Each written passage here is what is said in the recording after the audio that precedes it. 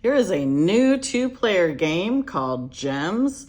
It's by Master Games, which is Steve and Tanya's gaming company. We are going to show you the rules of how to play this awesome game, Gems.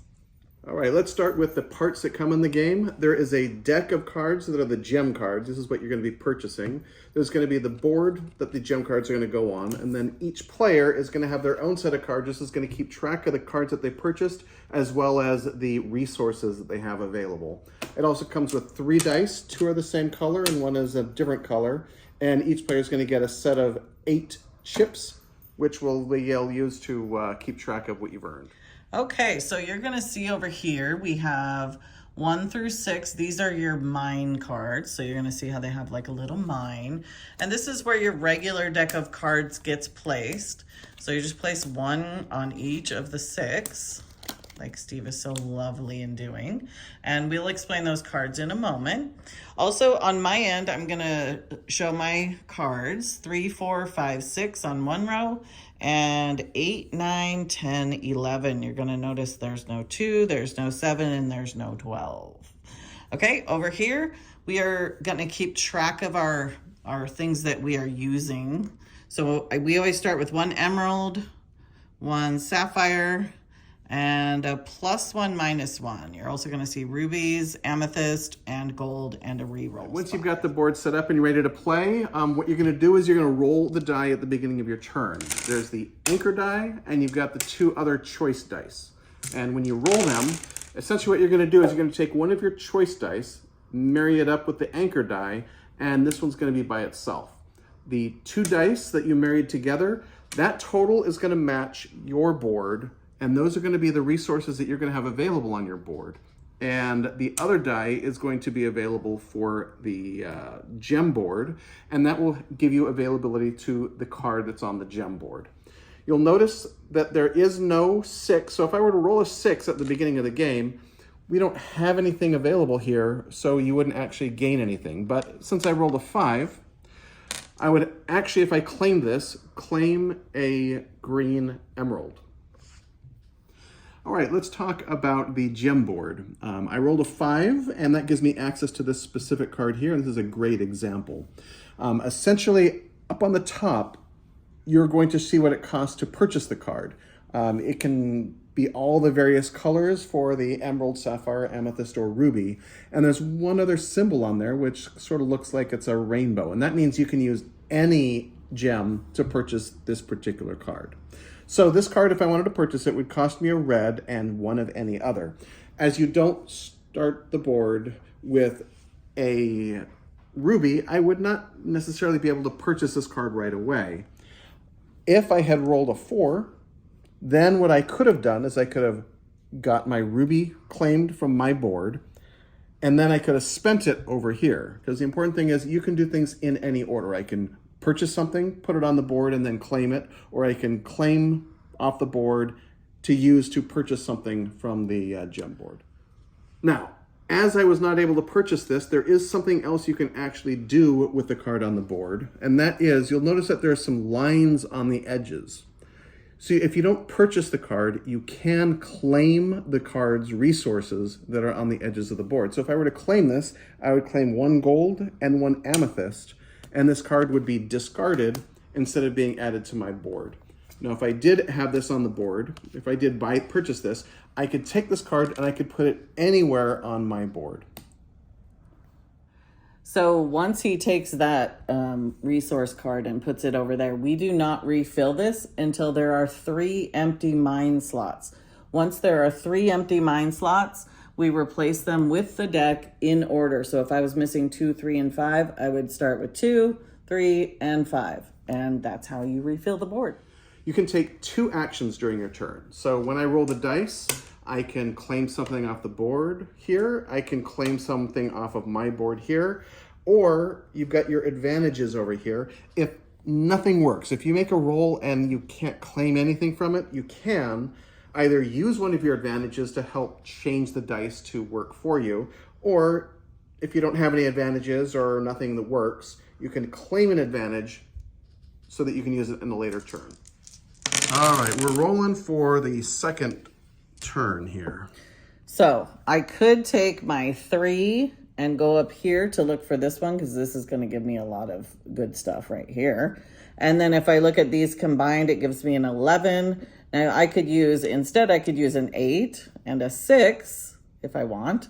But I think I'm going to choose the 3 and the 11. So if I'm picking my 11, I'm going to take my green, and I'm actually going to buy this card because I have a green and a blue. So I'm going to use my resources over here. I'm going to use 1 emerald and 1 sapphire.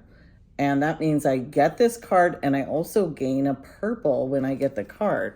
So I'm going to put a purple on here, and I'm going to put this card right here on 6 so that next time I roll something, I can pick one of these gems. Yes, some of the cards actually have at the bottom of the card something that you gain when you purchase it. So if there's something down there and you purchase the card and add it to your board, you get that resource immediately. All right, this is what I rolled for my turn, and I have a 6, which over here is blank, and a 2, which could be this red.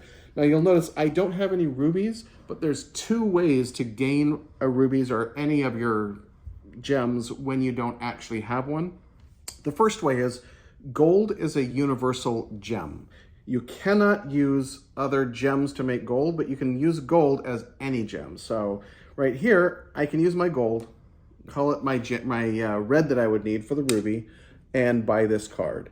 The other way of purchasing cards is you'll notice on your board next to the name of the gem, it's got a number 2 to 1, 3 to 1, 3 to 1, and 4 to 1. You can purchase emeralds for 2 of any other gems. You can purchase sapphires for 3 of any other gems, and amethyst, and then rubies cost 4 to 1. And you don't have to use the same one. You can do 4 of any other gems to purchase 1 ruby. What's the ESAR on the gold mean, On the Stephen? gold, well, if you need a gold, and sometimes you do need gold to purchase things, you can purchase a gold with 1 emerald, 1 sapphire, 1 amethyst, and 1 ruby. So one of all of the gems can earn you a gold. Cool, man. All right, now that I have purchased this card, I can put it on my 6, which now offers me a ruby, and I can claim that 6 and add a ruby to my board. The second part of it is you'll notice that there are immediately 3 slots that are empty. You can refill those from the deck now that there's 3 empty ones.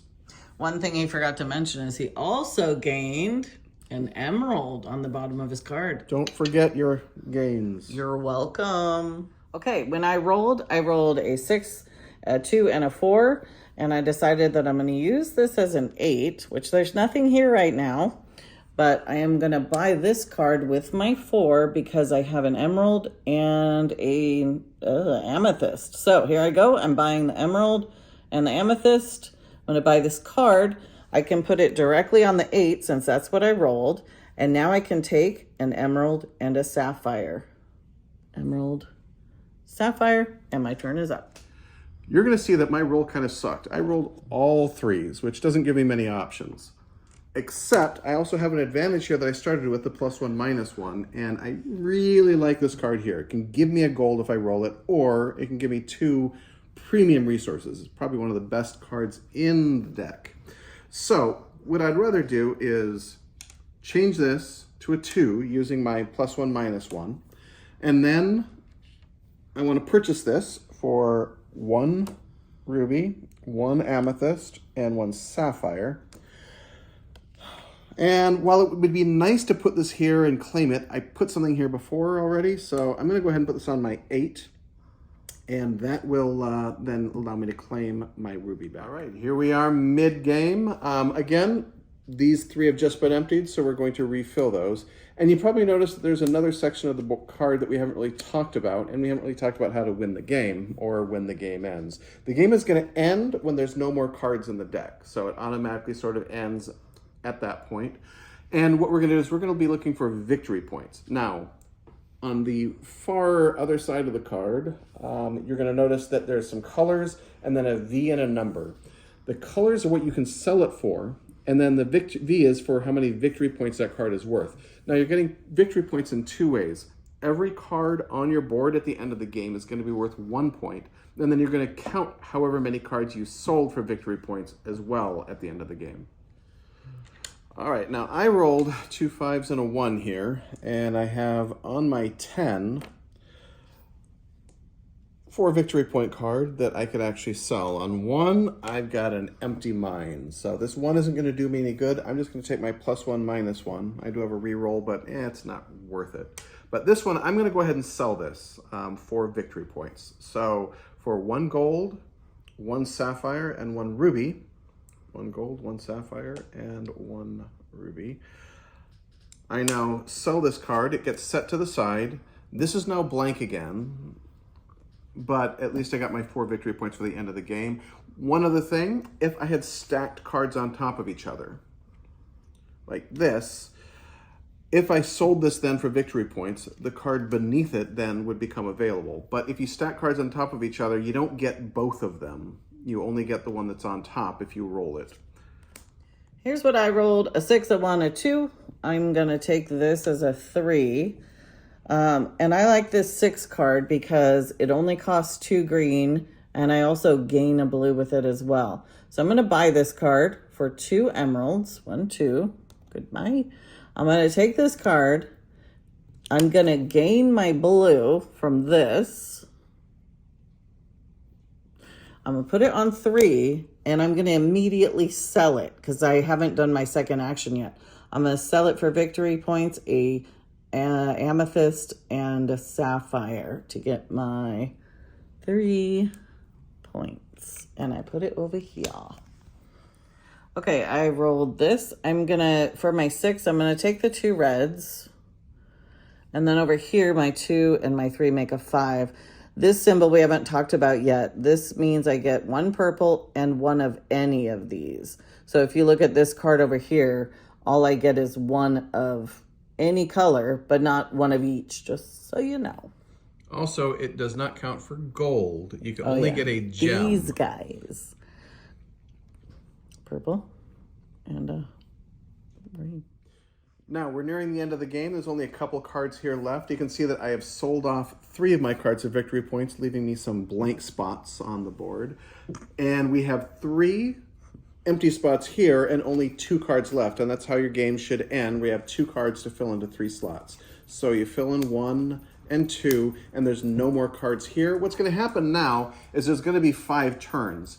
And if somebody doesn't actually purchase a card or take a card off the board, a card will be taken off starting from the lowest number to the highest at the end of their turn. So if I roll something and I can't take anything or use anything, we'll just simply take that card off and it'll go away. So there is an actual countdown to the game. You can't just not purchase something. This is the last roll of the game. There's 1 card left that's a 4, but nobody has a reroll or a +1 -1, so we can't change this. So this is just going to go away, end of the game. Also didn't have the ability to purchase it, so it just dies and the game ends. When the game ends, we start scoring. So it's going to be 1 point per card that we have purchased here, which is 1, 2, 3, 4. You'll notice that I had a second card that I covered this with. This card will not score any points because it's covered. So I got 4 points here. And then over here, I've got 8, 12, and 16. So I ended the game with 16 points. My game's over. My victory points, I have 8, 9, 10, 11, 12, 13, 14, 15, 16, 17, 18. How many do you have? More than that? How many do you have? I did not 18? have more than 16? 16. Oh, I think I won. I won! Thank you for taking an interest in watching our video on how to play gems. Hopefully you found the game interesting, and if you're interested in purchasing it, we made 10 copies. So go on the link that will be provided somewhere. On this YouTube video. Because my wife is responsible like that. And magical. And she's magical. That's true. And we hope that if you do purchase it, you enjoy it. We'd love to get your feedback, so have fun.